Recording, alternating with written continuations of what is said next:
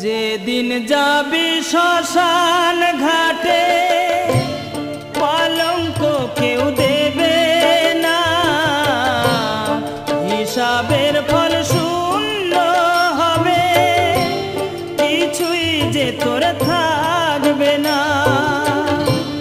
যেদিন যাবি শ্মশান